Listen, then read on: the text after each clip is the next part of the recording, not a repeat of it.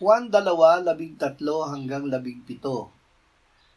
Malapit na noon ang Paskwa ng mga Hudyo, at umahon si Jesus patungo sa Jerusalem. Natagpuan niya sa templo ang mga nagtitinda ng mga baka, mga tupa, mga kalapati at ang mga nagpapalit ng salapi na nakaupo.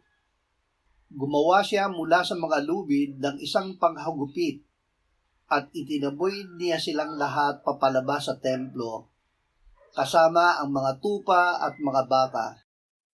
Ibinuhos din niya ang salapi ng mga mamamalit at itinaob ang kanilang mga mesa.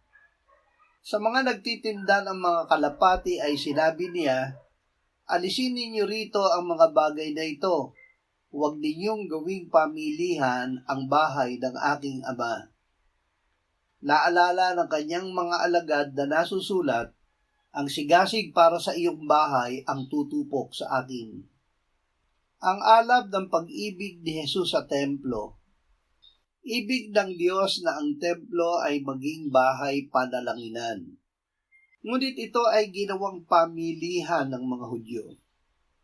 Ikinagalit ito ng Panginoong Hesus.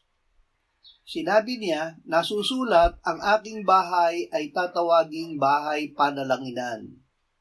Ngunit ginagawa ninyo itong yungib ng mga magnanakaw." Ito ay katuparan ng propesiya, "Ang pagmamalasakit sa iyong bahay ang sa akin umubos."